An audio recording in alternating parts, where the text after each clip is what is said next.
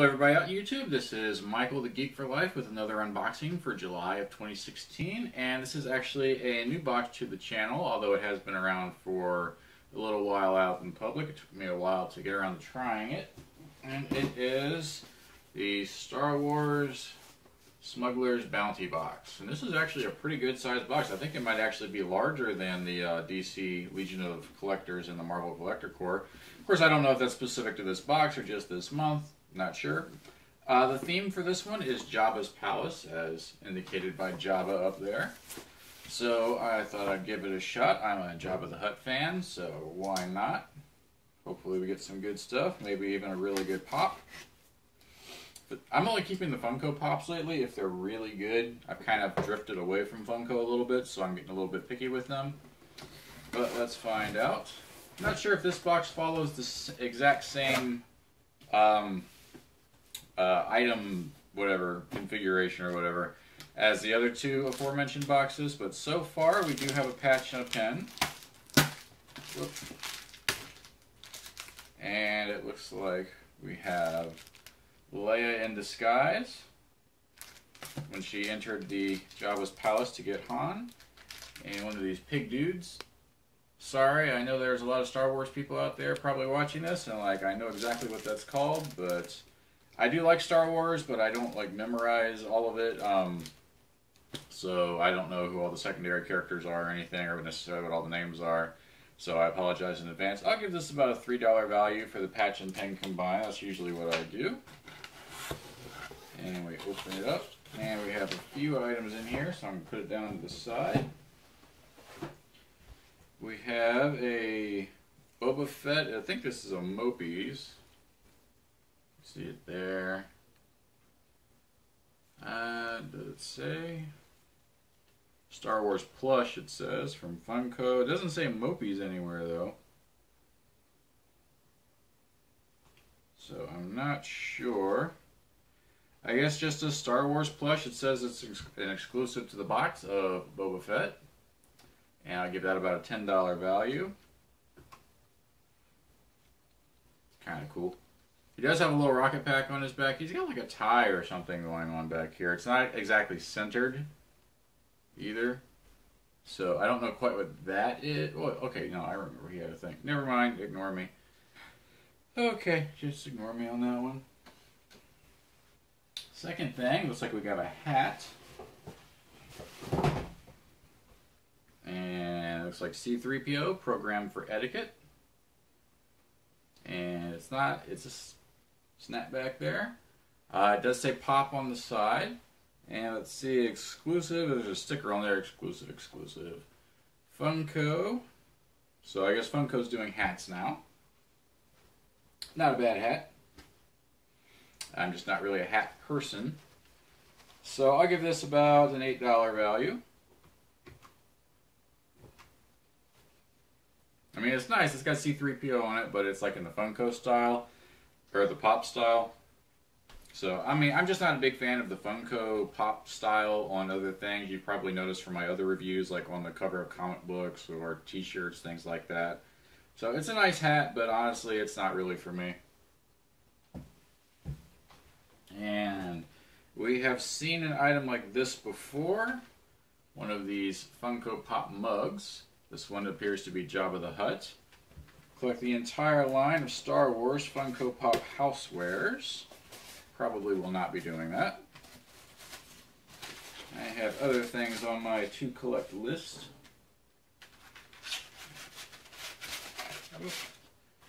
And it's a nice mug. It's not terrible or anything, but it's clearly more for looking at than for use.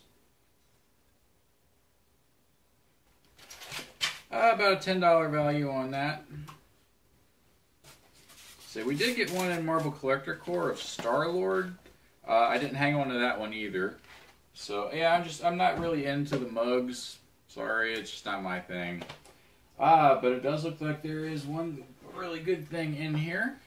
And a Funko Pop of R2-D2 on Jabba's skiff. Remember, he was kind of turned into like a mobile tray. You know, people would put their drinks on them, take them off, and I'm assuming that there are some drugs up there too. I'm not really sure. Maybe he's just transporting drinks, but I don't think so. So there he is. That's pretty cool, actually. I'm a big R2-D2 fan. The box is a little dented here, but that's no big deal. It says he's a bobblehead. It's hard to tell with him in there. Haven't decided if I'm going to keep it yet or not. That's why I haven't taken it out of the box. Let's see, number 121. And it looks like they might have a new Star Wars set, either out or coming out. And the pop, I'll give 25 because these actually do go for quite a bit. It's kind of shocking when you really get on eBay and you see how much they actually are going for. So let's see here. We got a $56 value for the box. I think it costs $32. So you definitely got your value. But then again, you pretty much always do with these Funko boxes. And show him off again because he's cute. He's a cool little guy. Definitely the winning item in here. There's no shirt, actually, so I guess maybe they don't necessarily always follow the Marvel Collector Corps, DC Legion of Collectors style. Yeah, so no shirt, and of course there's no comic because it's not really a comic book type thing. Yeah, $56 value. As far as my rating for this, I'm actually going to give it a 4 out of 5, just because it did seem like they were really trying some new things with this box.